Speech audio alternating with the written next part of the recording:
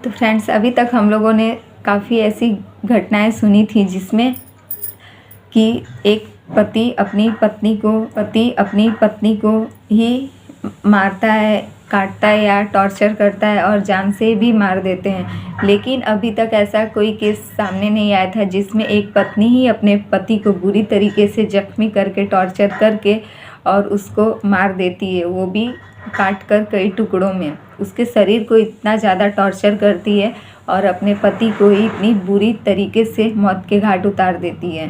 Hello friends, welcome back to my YouTube channel Sangeeta dot Rinku ji में आप सभी का फिर से एक बार स्वागत है। और आज मैं फिर से आप सभी के बीच एक नई और सच्ची घटना के साथ हाजिर हूँ। और आज की कहानी शुरू करें उससे पहले अगर आप हमारे चैनल पर नए तो प्लीज़ हमारे चैनल को सब्सक्राइब कर दीजिए और वीडियो पसंद आए तो लाइक कमेंट ज़रूर कीजिएगा। तो फ्रेंड्स, आज की जो कहानी है वो है बिहार के मधेपुरा ज़िले में एक गांव है बिहारीगंज करके। और लेकिन यह घटना जो है वह है पूर्णिया ज़िले से, क्योंकि इसमें एक लड़का रहता है सोहेब अली जिसका नाम है, और उसकी उम्र करीब 28 साल की है। वह अपने साथ उसके मायके में ही रहता था और उसका लड़के का घर जो था वह है बिहारीगंज में। उसकी पत्नी अपने मायके में ही रहती थी, पूर्णिया में ही। तो वो अपने हस्बैंड को भी अपने साथ ही रखी थी करीब 3 महीने से इन दोनों के बीच काफ़ी ज़्यादा झगड़ा होता था, जिस वजह से उसकी पत्नी नाराज़ होकर अपने मायके चली जाती है। लेकिन फिर एक दिन 3 मार्च को अचानक सोहेब अली के घर पे बिहारीगंज कॉल आता है कि आपके लड़के ने सुसाइड कर लिया है, वो भी रेलवे स्टेशन पर जाकर। तो जब घर वाले सभी जाते हैं तो लड़के का बॉडी जो है वह रेल की पटरियों पर मिलती है। लेकिन यहाँ पे इस बात को लेकर पूरे गांव में हंगामा है कि लड़के ने जो है वो खुदकुशी नहीं की और उसे जान से मार दिया गया है।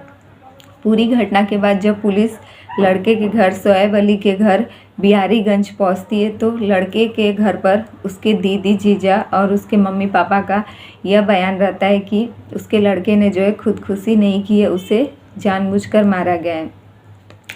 तब जब पुलिस पूरी घटना की अच्छे से छानबीन करती है तो सोहेब अली के घर वालों का यह बयान रहता है कि उसकी पत्नी जो है यह 3 महीने से इसके साथ एकदम अच्छे से नहीं रहती थी। दोनों के बीच काफ़ी ज़्यादा झगड़ा होता था क्योंकि उसकी पत्नी का जो है किसी और के साथ अफेयर चल रहा था और वह रात को कॉल पर किसी से छिप कर बातें किया करती थी। जब इस बारे में सोहेब अली कुछ बोलता था अपनी पत्नी से तब दोनों के बीच काफ़ी ज़्यादा झगड़ा होता था और उसकी पत्नी हमेशा उसे यह धमकी देती थी कि उसके घर वाले आएंगे और उसे मारपीट करेंगे। तो वह हमेशा अपने पति को अपने घर वालों को ही बुलाने की धमकी देती थी और वह छोटी छोटी बातों पे हमेशा झगड़ा करके गांव में पंचायत बैठाना और थाने जाकर ससुराल वालों के खिलाफ शिकायत दर्ज कराना उसका आदत बन चुका था। लेकिन वह अपने आदत से मजबूर थी और वह हमेशा यही काम करती रहती थी। तब इस घटना से तंग आकर सोहेब अली के घर वाले जो है वह कहते हैं कि तुम उसके साथ उसके मायके ही जाकर रहो, क्योंकि उसकी पत्नी का एक दिन फिर यही रहता है कि आप हमारे साथ हमारे मायके चलिए रहने के लिए, तो हम दोनों के बीच कभी झगड़ा नहीं होगा। उन दोनों की ज़िंदगी को देखते हुए ससुराल वाले कह देते हैं और अपने लड़के को उसके घर भेज देते हैं रहने के लिए।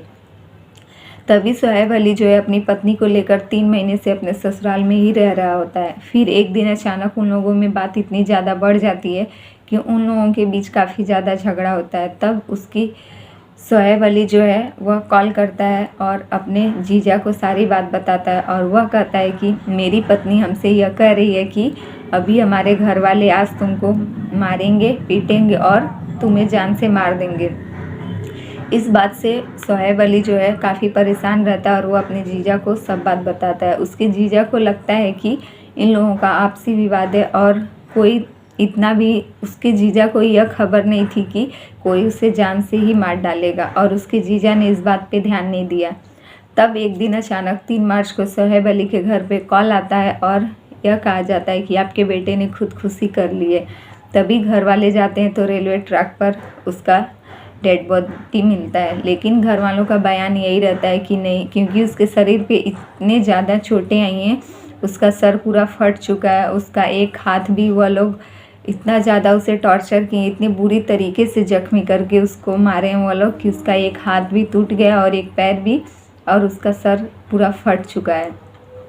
तभी घर वालों का यही कहना है कि अगर वह खुदकुशी किया होता, वो भी रेलवे ट्रैक पर, तो उसके शरीर के चिथड़े उड़ जाने चाहिए था और कुछ भी नहीं मिलता। लेकिन यहाँ पे उसकी डेड बॉडी जो है एकदम सही सलामत है, सिर्फ पूरे शरीर पर काफ़ी ज़्यादा जख्मों के निशान हैं और इतने ज़्यादा टॉर्चर करके उन लोगों ने उसे मारकर वहाँ पे फेंक दिया है, ताकि सरकार से कुछ मुआवजा भी उन लोगों को मिल जाए और इस इंसान से उसकी पत्नी को छुटकारा भी मिल जाए।